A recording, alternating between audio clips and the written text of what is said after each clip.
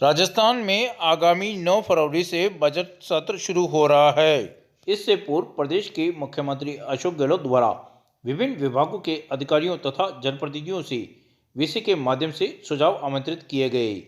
आम बजट पूर्व चर्चा के दौरान अजमेर जिले के पशुपालन, कृषि व डेयरी से जुड़े अधिकारी एवं जनप्रतिनिधियों से अशोक गहलोत ने चर्चा की।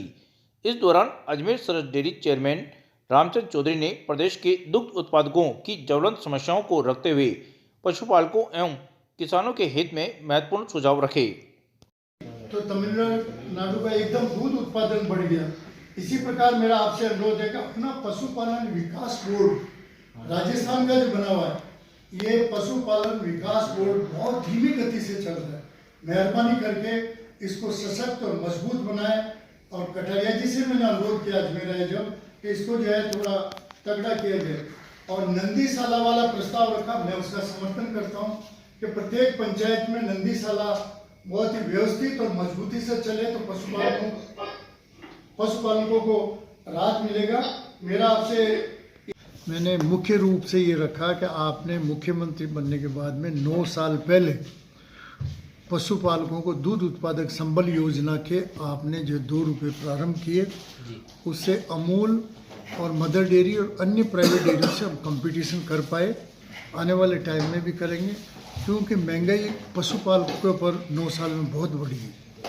पशुओं के दवाइयों पे खर्चा बढ़ा है, चारे पे बढ़ा है, पशु आहार पे बढ़ा है। इन सारे खर्चों को मद्देनजर रखते हुए आपसे हम करबद्ध प्रार्थना कर रहे हैं कि दक्षिण भारत के 5 स्टेट केरल, कर्नाटका, तेलंगाना, आंध्रा और तमिलनाडु और हरियाणा में इन सब जगह दूध की जो है सपोर्ट प्राइस उन्होंने संबल योजना के उन्होंने 5 रुपये कर रखे हैं।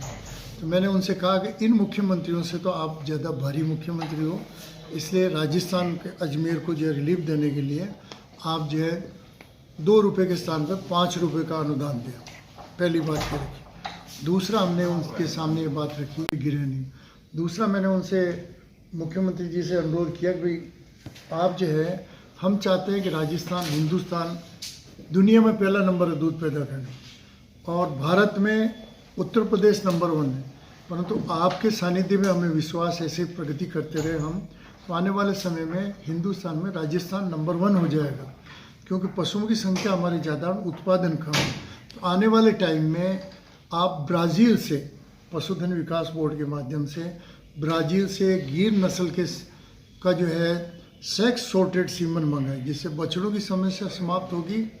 और वहाँ ब्राज़ील 1960 में अपनी हिंदुस्तान से गिर गाय और एक सांड ले गए थे।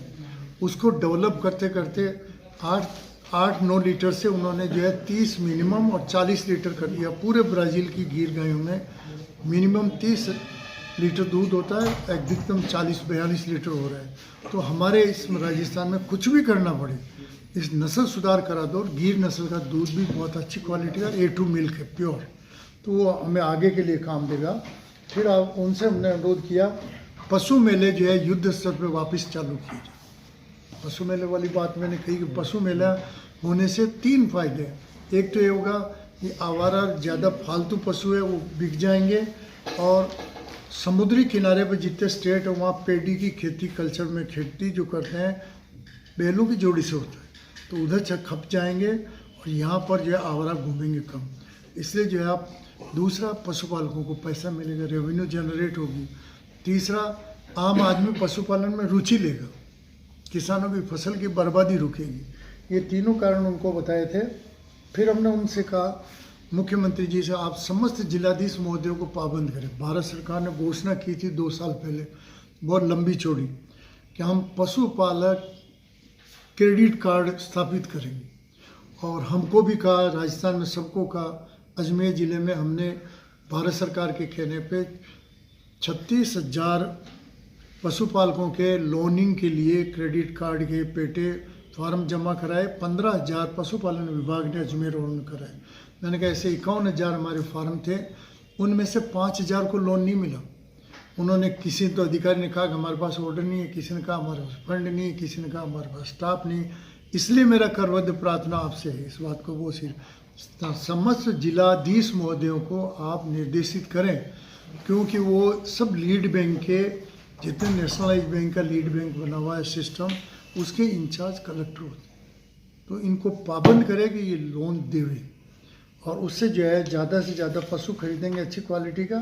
तो हमारे जो दूसरा मैंने कहा आवारा पशु बहुत ज़्यादा है, तो हर एक पंचायत स्तर पर नंदीशाला का जो कॉन्सेप्ट आपने गए बजट में दिया है उसको मजबूत किया जाए, जिससे कि हर पंचायत पे ये गो नंदीशाला खुलेगी तो आवारा पशुओं की जो है अपना आप कमी हो जाएगी।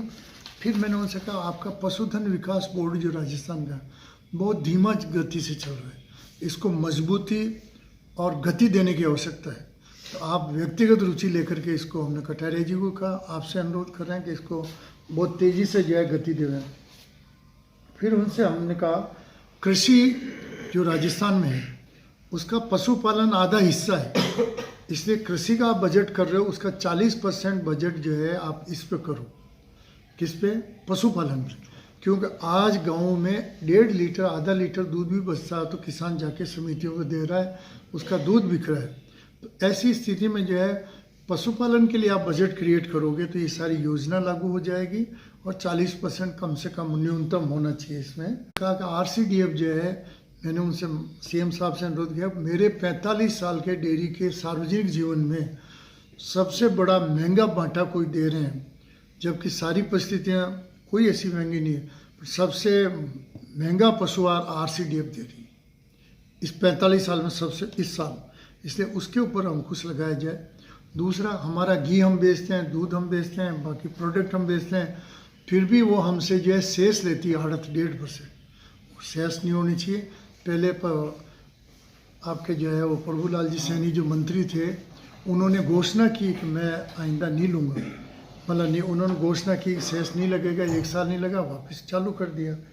और तीसरा, उनसे लास्ट में अनुरोध किया, आपने नई भर्ती का अच्छा कदम उठाया, परंतु यदि आपने जो है महीने 2 महीने में भर्तियों के ऑर्डर जारी नहीं हुए तो ये पोजीशन हो जाएगी राजस्थान में कोई प्लांट में कहीं भी टेक्नोक्रेट रहेगा ही नहीं स्थायी, और फिर संविदा कर्मी उनसे हमको काम चला, इसको तेज़ी से लाया जाए। सोलर एनर्जी के लिए उनसे अनुरोध किया, हमारे प्लांट में जो है 4.5 करोड़ के 2 सोलर प्लांट स्थापित करने हैं। NDDB ने प्रपोजल दे दिया, हमने राज्य सरकार को और RCDF को दे दिया, तो उसमें अनुदान देवे तो हम उसको लागू कर दें।